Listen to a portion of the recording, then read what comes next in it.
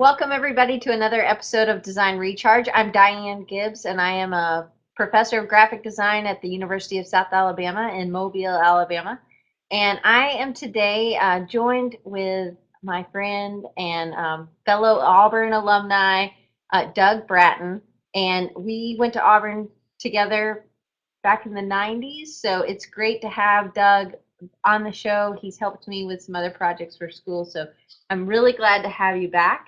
Um, I'm going to let you kind of tell your story of how you got where you are. But just so you know, if you're new to Spreecast or you're new to Design Recharge, Spreecast is great. There's this whole viewer chat over there next to Doug. So if you have questions, you can type them there, or right underneath Doug, there's a submit questions button. Up in the upper right-hand corner over there, you have a Google Plus, a LinkedIn, Twitter. You can do all those things. So tweet it out, get more people in here, or tell people that you watch the show. And we do this every week.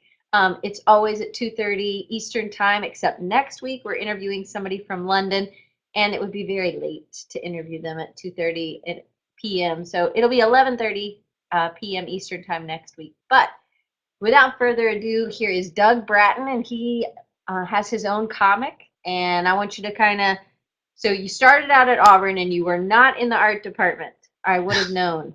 So tell how you got to where you are. Okay, thanks Diane for having me. You're right. I was not an art major. I was a social work major actually in college, which has almost nothing to do with cartooning whatsoever. But I do get some ideas for my comics from that line of work and from my studies at Auburn. But I always was really into writing and drawing all growing up, and just didn't pursue a career in the arts because I was told that was probably not the best idea. so so I didn't, and instead I went for the high paying social work degree.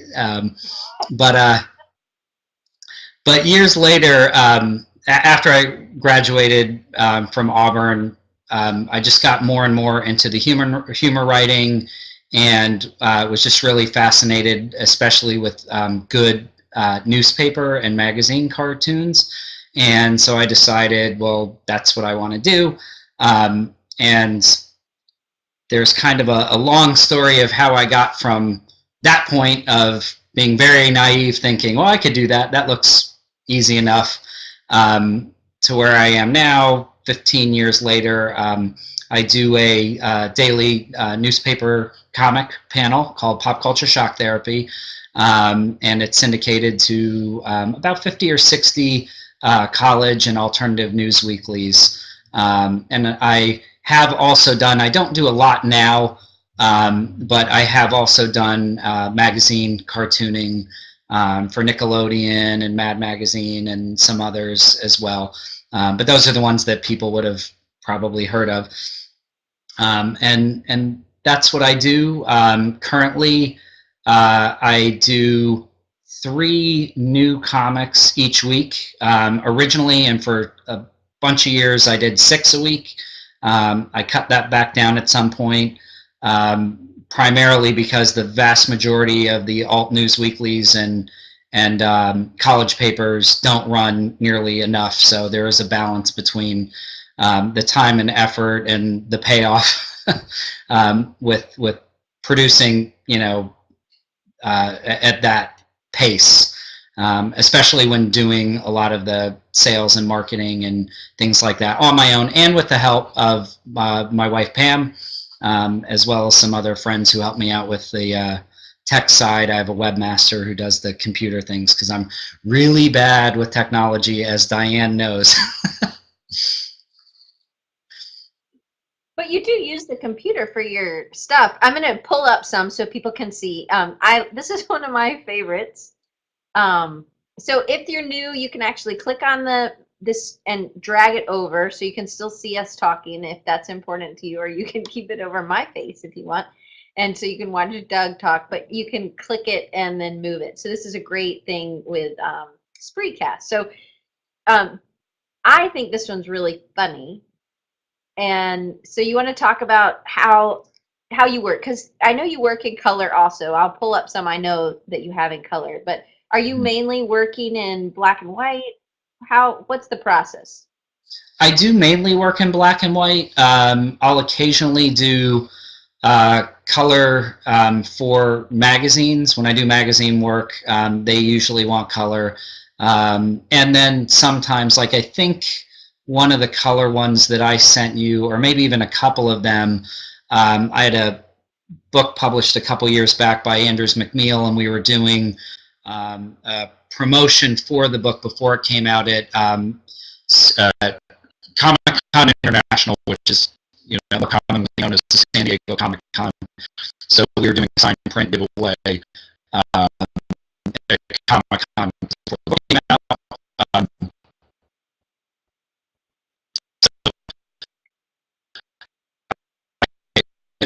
I'm having a little trouble hearing you. It sounds like um,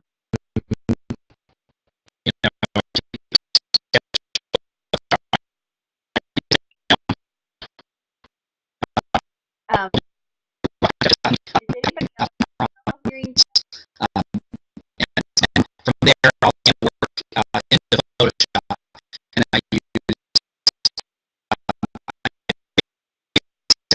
Doug, are you in Google Chrome by chance?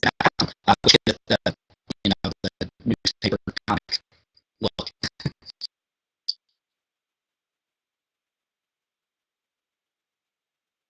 I can you hear me?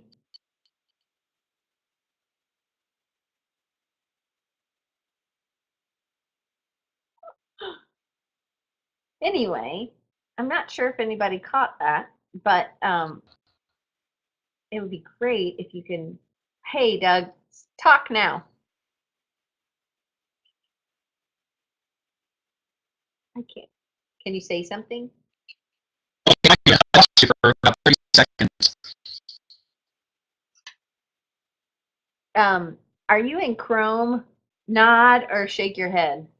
Should I not be?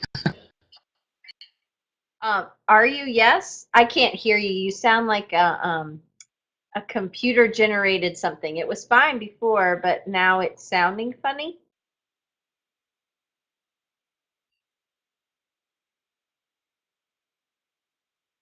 Sorry, hold on, guys. It's just a little bit of technical issues.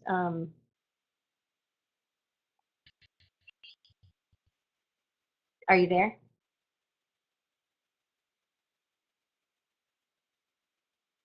Hey, Doug. Can you hear me? Can you hear me? Now you're fine. Hello? Yes. Okay. Sorry about that. We cut out for about a minute there. That's okay. I can hear you fine now. Chrome sometimes has issues, so I'm very sorry. There's a known issue, so they're trying to work it out, I think so. But just keep going. If we need And to I change am you in over to Chrome. Black, I had a feeling when you started sounding like a computer generated something. But anyway, well, we'll I don't know what you said before, but we'll keep. I know that you were talking about that mainly you work in black and white. So are you starting with a piece of paper and an idea? Or are you starting with lists? What's your process? Like, how do you come up? Because even 3 a week is still a lot. How do you stay up on current events? And I'm just going to pull up some more while you're talking, but go ahead.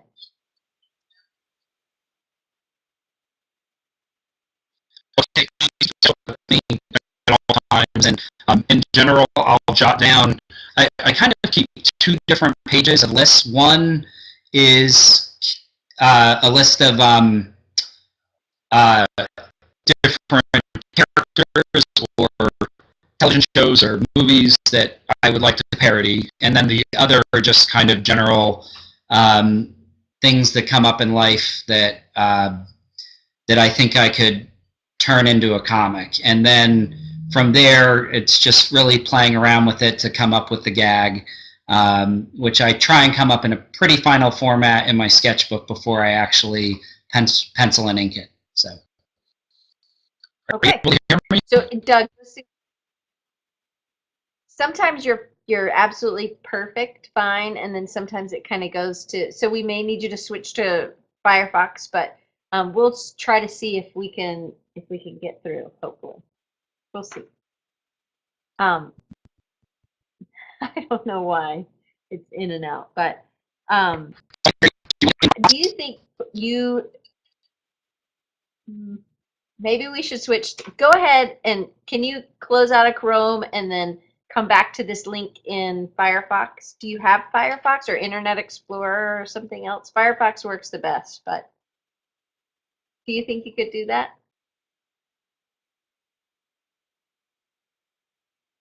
We'll see.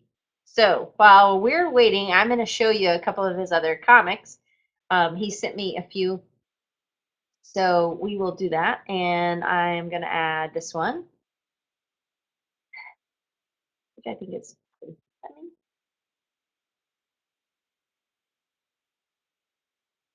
I'm going to see if I can bring him back on the screen.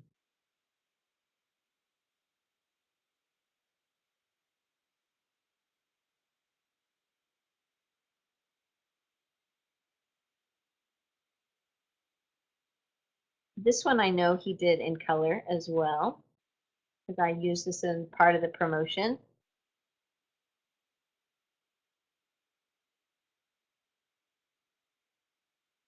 Which again, I think is hilarious.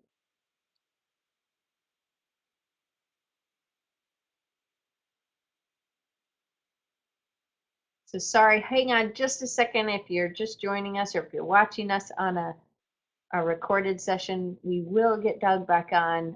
He was in Chrome and Chrome's had some issues with Spreecast. So hang on just a minute.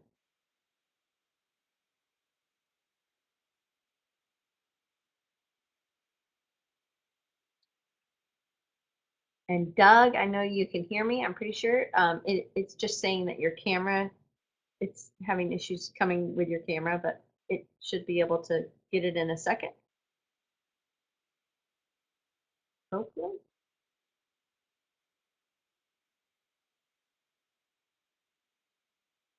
And although I really don't like Barney, I really like this comic.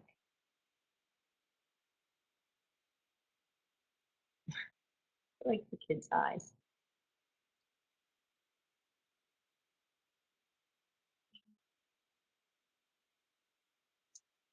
Doug, if you're able to see in the chat, if you can go ahead and type, um, I can't, for some reason, the camera doesn't seem to be working. Um,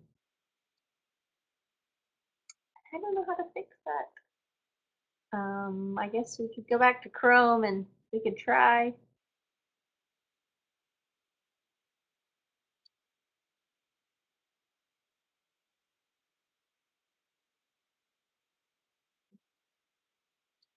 Thank you guys for hanging tight. I appreciate it. So sorry.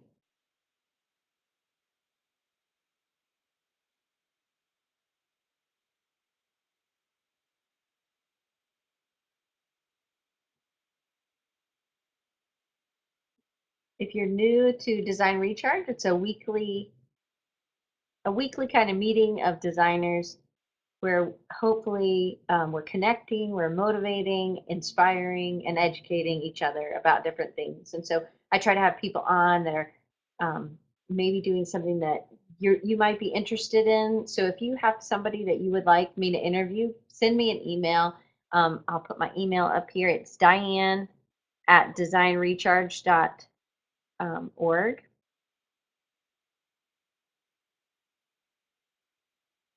And I am happy for suggestions. We are going to do printmakers, some printmaking people in the end of um, December. Next week is Rob Green and Kim Spencer, and maybe one other girl now. Doug's ready, I think. And we're going to be talking about skeuomorphism next week, which you might not know what that is, but what it is you know the things on your phone or in uh, applications that make it look like it's something like a notepad, or it makes it look like something like that. Hey, Drew, good to see you. We're having a little technical difficulty, but we are working on it. But like this, how it looks like a microphone or whatever. That one is, um, yeah, totally. Apple uses a ton of that. So there's a guy who wrote a couple of blog posts, and he's a UX UI designer, and he's going to talk to us. He's from London or in England somewhere. So that's where we're going to meet at 11:30. It's going to be really early for Manel if you're in San Francisco. Okay, I'm back on Internet Explorer, and I don't see your preview for some reason, Doug. Like I see you're waiting, but you're all black. The video projection is not getting to me, so if I pull you on, I can't see you. So maybe just go back to Chrome, and we'll just kind of muddle through. We'll just try to maybe pull out your earbuds, and we'll try it like that because we weren't having any trouble before. Do you mind? I'm so sorry. So sorry for everybody. I'm going to pull up another one of Doug's comics. And again, you can actually follow him he's on Twitter. I have his Twitter and everything else. Here's his website, popculturecomics.com. And if you want to follow him on Twitter, it's PCST Comics. And he's going to talk about his book. He made a book a few years ago, which is hilarious, and it's great. I actually used it in a class, and I have tons of questions about that. But it was called The Deranged Stalker's Guide. I believe I have it over there in a pile of books. And Doug, we're trying. We're going to get it. So in just a minute. And then he has an app. Let's see. I see your thing. It just takes a minute, probably. Let's see if I can find you.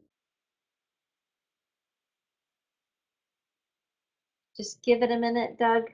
No worries. We'll get it. We'll see. He had a book review. Oh, there he is. Hopefully, yes. Yay, we see him again. Hey, am I back? Yes, and I hear you fine. So let's just go for it. Okay. How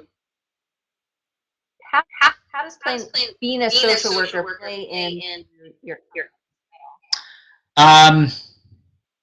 That's a tricky one to answer. I guess I think I do. If you read the comic consistently, I definitely will do comics that relate to things that I've experienced or dealt with, whether that's working in a nonprofit or with therapists or counselors, or drug and alcohol, addiction related. There we go. The Oscar before the gambling addiction would be a great example of one from working in the addiction field, of something that would just give me an idea of something that strikes me as odd. The comics I do are all parody, or they're satirical, and they, pretty much look at odd situations that we experience in life and try and find the humor in them, so we're not, you can laugh at something or you can cry about it. So I think it's sometimes fun to laugh at those odd things that we experience in life. Yes. I shared a few before you left, or while you were leaving, while you were gone. This is one of those that I shared. Oh, I think I just did.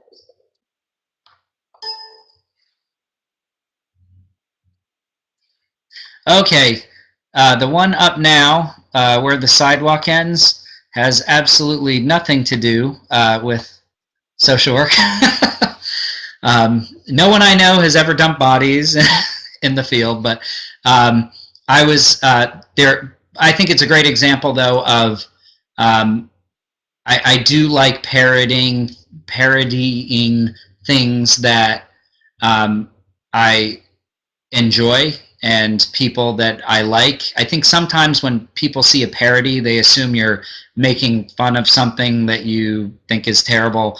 That's usually not the case. A lot of times I'm poking fun at things that I really do like or get a kick out of or that have influenced me. And Shel Silverstein, I'm a huge fan of his work. And for whatever reason, when I was reading Where the Sidewalk Ends, this just kind of struck me as funny, so I did it. And I will say it was really fun whenever I get to do parody works where I'm specifically uh, doing other cartoonist work. I enjoy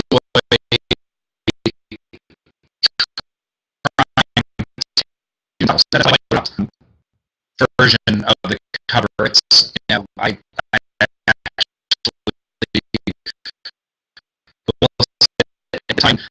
time to do justice to that creator's work.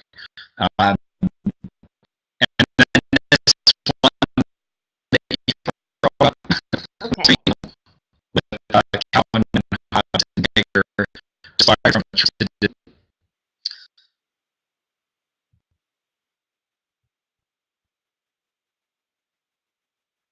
I think most of our issue, I think it's the Chrome, but I also think that we're having maybe the bandwidth issue is an issue a little bit. Because sometimes you cut in and out, and I'm not sure. I can't hear you, so I don't know. I knew you said something about doing other people's parody on there. You're cutting in and out. Drawing other artists. Yeah, you're cutting in out a little. I'm sorry, but the Calvin and Hobbes one, I don't know if the other viewers hear or not, but was inspired by Trip Disney World that I'm a huge Bill Watterson fan. He's the creator of Calvin and Hobbes. All right. Okay. How much time do you spend creating new comics per week?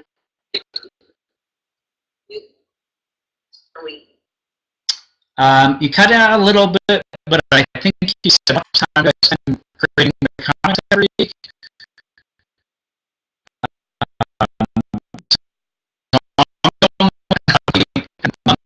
Batches, so a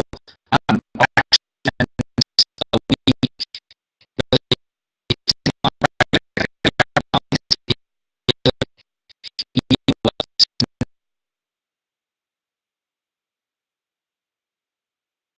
I think we may need to reschedule, Doug. I am so sorry. It is cutting in and out, and A constant sketchbook. I'll actually sit for. Doug, I'm so sorry. It is cutting in and out, and then you come in and I hear you fine, and then you go out and I don't. Can you hear me? I can now, yeah. Can you hear me? Mm-hmm. And then you come in.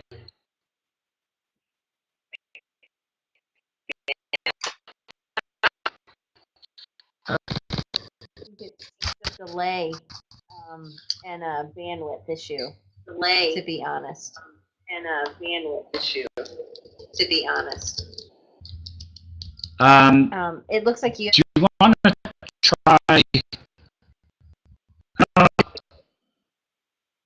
Can you hear me? Okay. Because I can't hear you. Do you want to try typing the questions? Mm-hmm. Okay.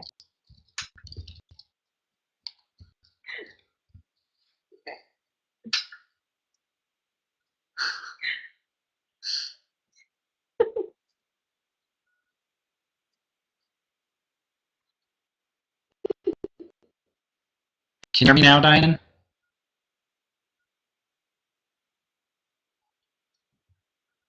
Okay.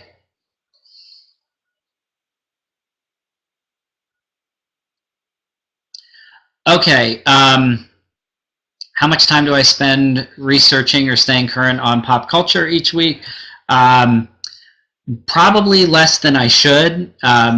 Very early on, when I was doing the comics, I would really try and like watch new television shows and try and keep up with things that way. In more recent years, I've gone to focusing more on classic pop culture, just because sometimes trying to pick a show that is going to be popular and then it ends up not being popular and no one gets the gag.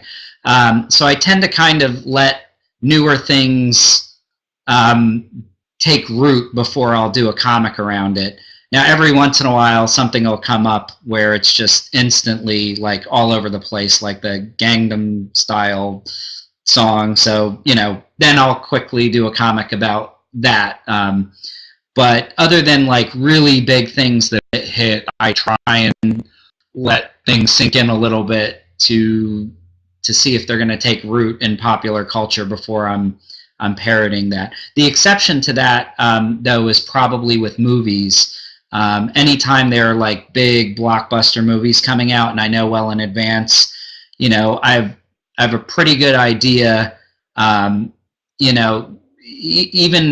even if the movie itself ends up bombing, everybody in the world will have heard about that movie because their advertising budgets are so big and it's all over television. So movies, I can kind of try and time, um, but yes, tend to be a little more because if the movie hasn't come out, then I haven't seen the movie yet. If the movie is huge and I've seen it, then after the fact I'll do comics. And again, the comic that you threw up here is a good example. There's certain and I could probably do a comic every month about Star Wars and come up with a new gag. So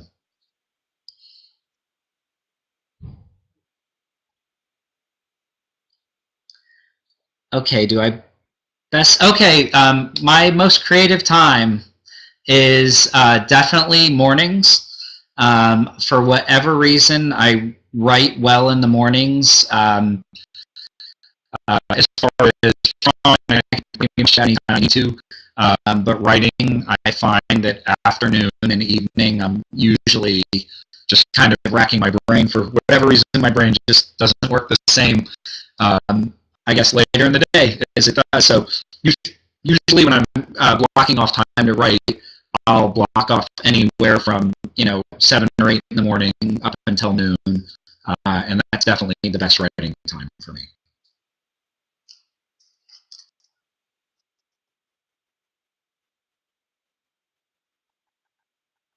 How do I keep a rigorous production schedule? I would say it really is. It's like anything else. It's just discipline. You're on a deadline. It's a little bit different because you don't have one boss telling you need to get something in. You have to be on top of yourself to meet deadlines. Otherwise, you lose clients. And if you lose clients, then lose income. So um, there it really is. I think with a lot of, I guess, creative things that you're doing constantly, you just really have to stay on top of your own schedule and be willing to sacrifice to meet your deadlines. Do I have any tips for maintaining your creativity? I think that the reason that I like spending a week focusing on the writing and then another week or so focusing on the artwork, I think helps that. I do think you need to take breaks. I think if I tried to write gags every day, it would, if an idea strikes me every day, then I'll write it down, which is great. But actually sitting down and blocking off, 4 hours to write, I don't do that every day. I set aside a few days and then we'll take a break from that for a week or two. And I think that does help you recharge it. One of the things I really like about cartooning is it, it's very much writing and humor writing specifically, but it's also very much taking time to draw and and work on the computer and Photoshop. So I get to really separate those different aspects of it, so I don't just burn out all the time. And my handling of marketing, um, I do some of my own. My wife Pam does some of the marketing for me as well. But I go out and speak. I'll go out to conventions. I'll do workshops at conventions. Um, can, my wife handles more of the sending out mailings to papers, doing billing, things like that.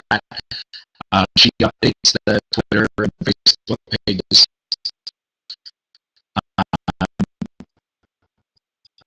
Or discuss what we want to do, but that does help and takes things off my plate.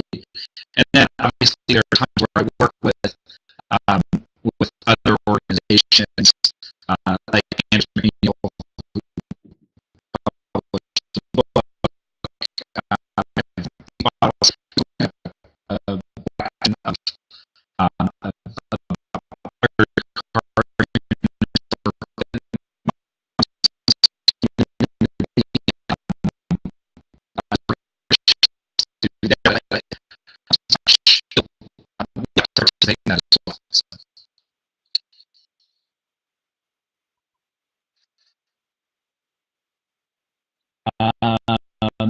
how did I get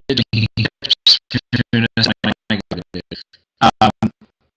I man, it's a really it's a tricky field to get started in. I think it's in some ways easier now than it was 15 years ago, because you can put. I think it's your goal. If you want to be a cartoonist, to figure out your production schedule and start actually doing it. I think there are a lot of people in a lot of creative fields that get stuck in that, oh boy, I really want to, but don't actually sit down and do. And like any skill, you get better with practice. So if right from the get-go, if it's something you think you want to do, set a schedule, do it, get your work out there on the web. That'll help you build an audience. It'll help you get better. You know, it's an odd field, like a lot, because there's not a very clear path to go from being an amateur to being a professional. It's just something that develops over time. You know, as you get better and your work gets stronger, you'll eventually find an audience, and you know, certainly networking, playing with that,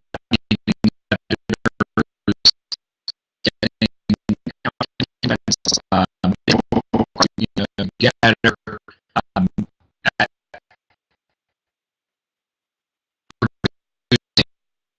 constantly, that translates into a professional market for you. Do you think of yourself as an entrepreneur? And what I'll say, you know,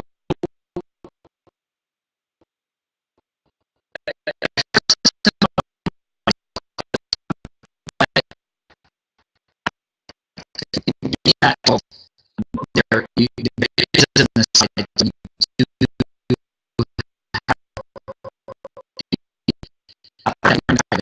entrepreneurial side. Um,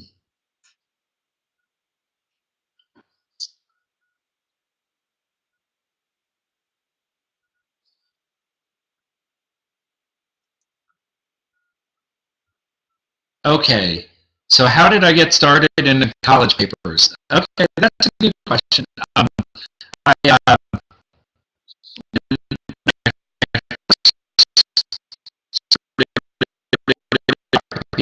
was started a website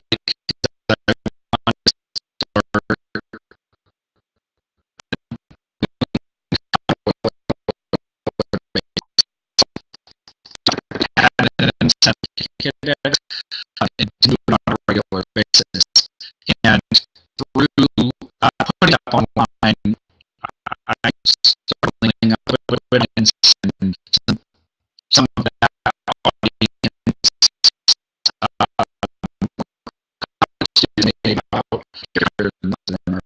you can submit.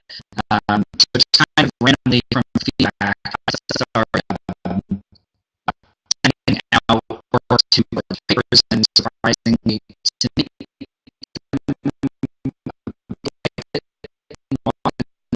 kind of that's hard if you find it and you find people who like your work and you try and test that.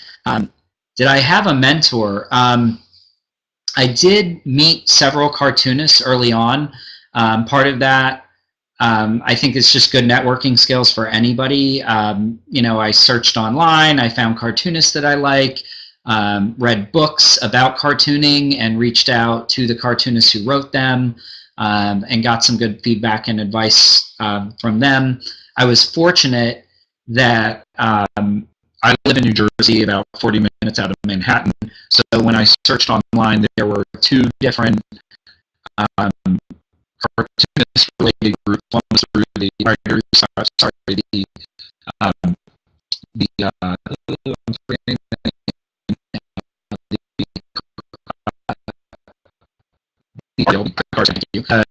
had a cartoonist alliance, and I started going to that. Through that, I met other cartoonists, and I met other professional cartoonists who were members of the National Cartoonist Society, and at that point, I was invited to attend their meetings and eventually became a member of that organization once I was, you know, further along in the profession. Um,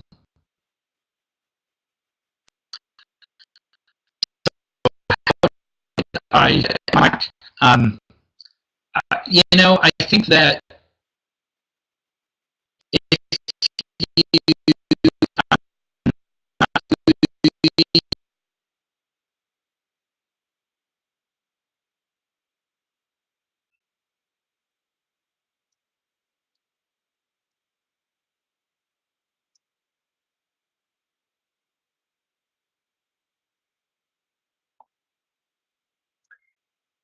I think we might have to reschedule. So I am going to